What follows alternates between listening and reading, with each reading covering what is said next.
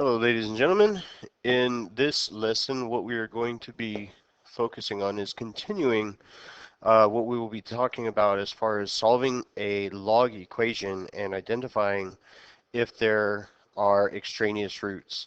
Now, an extraneous root, again, is simply uh, an answer that you get in the process of solving an equation that may be good for a polynomial expression that is generated while you're solving the equation, but isn't a good solution for the logarithm or whatever type of equation that you happen to be working for at the time, where it doesn't work for the type of equation that you're talking about, in this case, logarithms. Now, something is going to be considered an extraneous root if we try to use it as a solution and it gives us a negative number where we try to take the log of it, because the log of an or the domain of a log function is all positive numbers. So that means if we try to take the log of any negative number, you can't do it because it's not part of the domain. So what we are going to be looking at here is we're going to use our standard rules of kind of log properties to try and condense an expression so that way we can try and start solving it. But what we're going to be looking at here, there's going to be some examples where it's not necessarily going to be a log is equal to another log. So we've seen a few different types of equations as part of our curriculum so far. So the first type of equation that you've seen was maybe something like, my pencil's not working. So we might have seen something that said like 2 times log base 3 of x minus 4 plus, I don't know, 8 equals 24, something like that, where you would use your normal order, backwards PEMDAS rules to solve for x, meaning, we'd move the 8 over, divide by the 2, and then convert it from a log into an equation, or I'm sorry, from a log into an exponent. Then we started seeing things that said like log base 4 of x minus 4 minus log base 4 of, I don't know, x was equal to log base 4 of, I don't know, 87, because we're just making this stuff up. So this was the second type of log equation that you saw, where you would use your properties of logarithms to say, okay, well, I'm going to take whatever I have and condense it so I have a single log property on both sides of the equations. And once I do that, because the bases are the same, well, we don't need to worry about logs anymore. We could just take the stuff that was inside the parentheses and solve for x like normal. Well, what we're going to be seeing here will be another log equation, but again, just slightly different. So once you solve for your variable, you have to check to see, is it a good solution or is it an extraneous solution? So let's take a look at our first example here. Oh, wait, we got some more stuff, but this is essentially what the types of equations that we're going to be looking at here, where we have 2 logs and 1 constant. And these are going to start looking like, well, let's say I have log base 7 of x plus log base 7 of, I don't know, x plus 3 is equal to some constant number.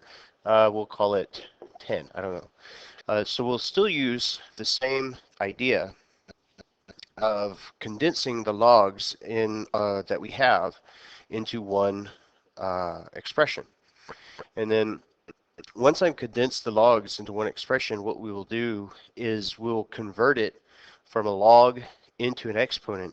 The main thing that you really need to pay attention to out of the steps here is this third one right here, where it says write the base of your log. We're going to use that loop. We're going to convert it from a log to an exponent, so that way we can get x out of our parentheses and solve for it that way. So here is an example of exactly what I was just talking about. We have 2 logs on the left side of the equal sign and a constant on the right side. Now the logs on the left side, because we're subtracting one log from the other, well, the properties of logs say that if I'm subtracting a log from another one, if I was going to condense it, I would take the log of the first expression, put it in the numerator, of a ratio or of a fraction and take whatever I'm subtracting from it, and I would put it in the denominator of a ratio or a fraction. So we've condensed the logs on the left side of the equal sign, and it's equal to the constant number of -2. Now at this point, this is where we will take that third step that I told you was the most important part. This is where we're going to convert it from a log back into an exponent, because if we don't do that, the x that's contained inside of the parentheses is stuck there, and that we can't figure out what it is. So the only way that I can take the variable that's inside of the parenthesis right now is to convert it back into an exponent, so that way what's inside of the parenthesis is now what the exponent is equal to. So the base of the log here is a 10. So if I say 10 to the -2 power, that will be equal to everything that was inside of the parentheses, the 4 minus the 3x over the 145. So by converting it from a log to an exponent, we've taken the variable that we're trying to solve for out of the parentheses. Now we can use our normal order of operations, or opposite operations when we're solving for a variable, to try and get it by itself. Now on the left hand side, 10 to the -2 power, that's the same thing as saying 1 over 10 squared. And if you type it on your calculator, if you type 10 to the -2 power, it's going to be, it'll give you like 0.01. And that's equal to the 4 minus 3x over the 145. Now I don't want to skip anything here, because normally what I would do is I would just go right from the 10 to the -2 power right to this as saying it's 1 over 100, but I don't want to skip that in between where we convert the negative exponent into a positive by taking the reciprocal. So we have 4 minus 3x on the right side still over the 145. And here we'll just kind of solve it like normal. Now at this point you actually have a couple of options. Basically what we have is 2 is a proportion. We have 2 ratios equal to each other, so we could kind of cross multiply and divide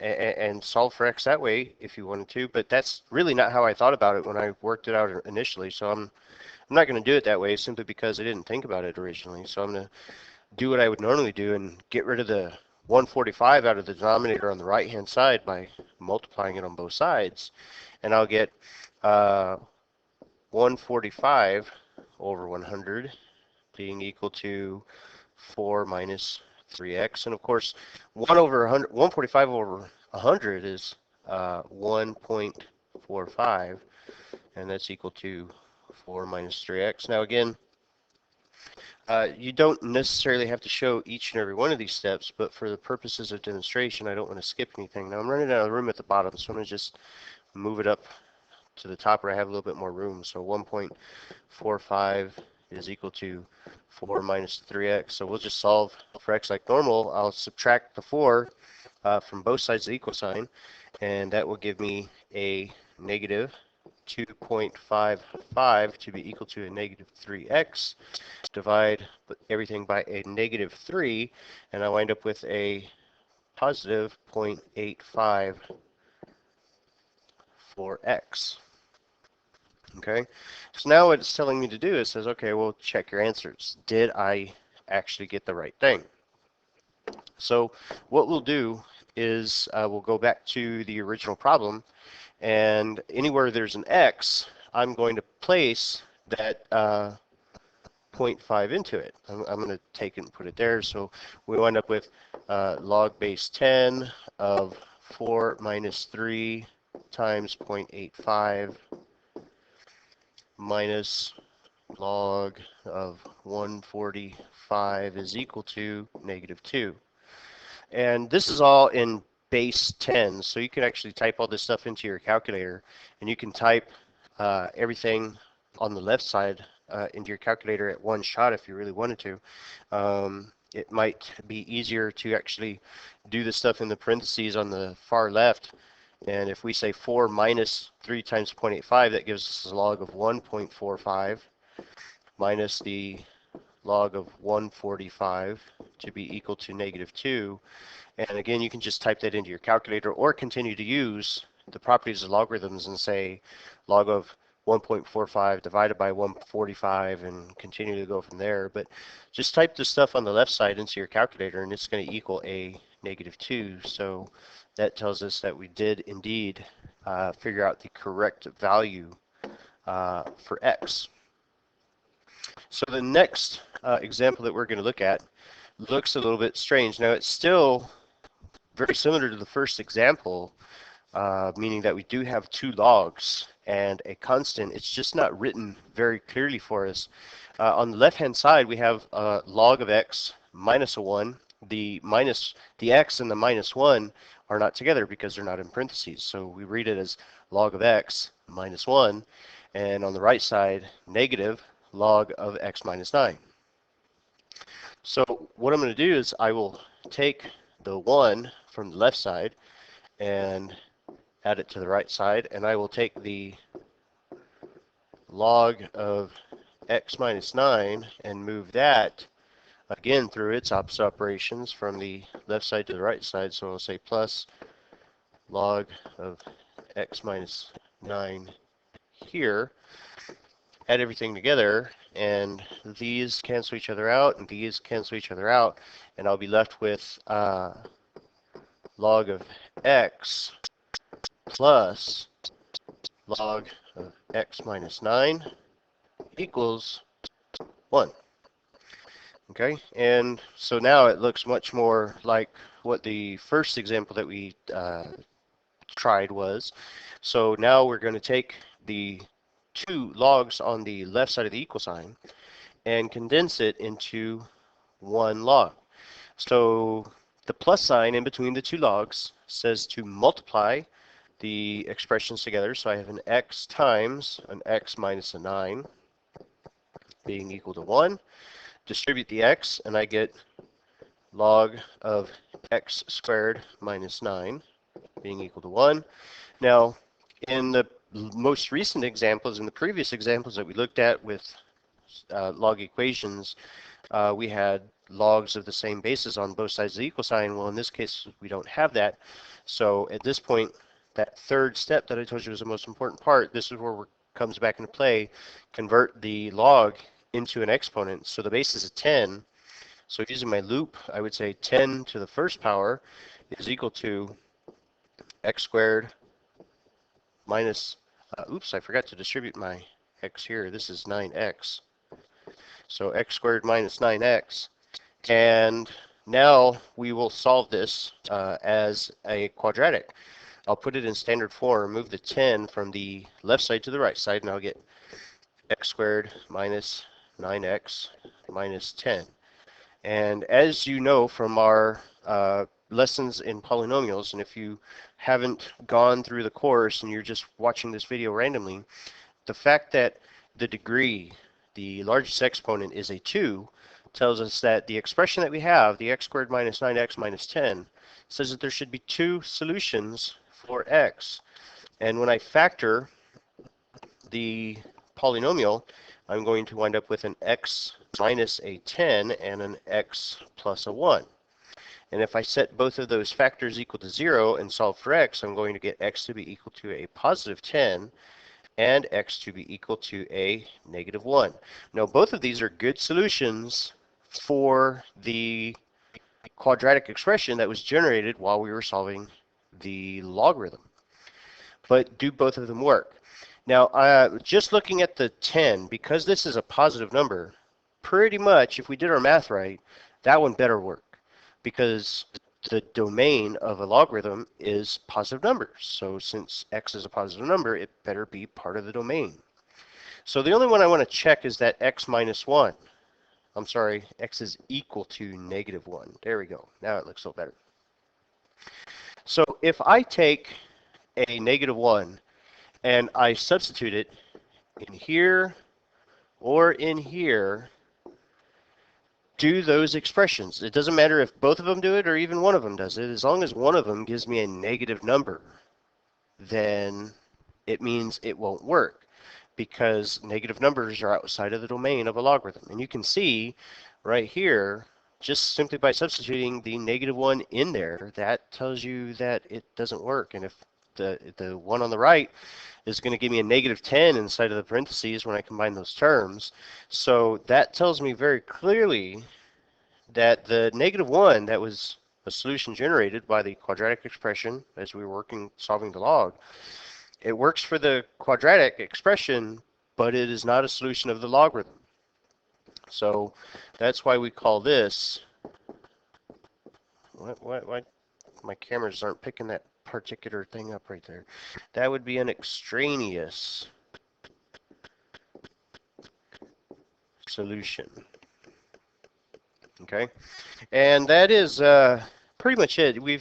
Have seen a couple other examples in previous videos where we were talking about the change of base that I demonstrated. Also had a no solution and an extraneous solution. So if you don't, if you would like to see a little bit more examples of that, go back and take a look at the change of base video, because that has a couple examples towards the end. But that is pretty much what we're going to be doing when we solve a logarithm that has 2 logs and a constant. We'll still do our properties of logarithms, condense it into one expression, and then since it's equal to a number rather than another log, we have to convert it into an exponent in order to kick that variable that we're solving for out of the parentheses, so that way we can actually solve it. So again, as you're watching, please make a note of any questions that you have thought about during the course of the lecture. And if you have any questions, please bring them to me in tutoring or when you come see me in class next. And I look forward to seeing you guys soon. Thanks for watching.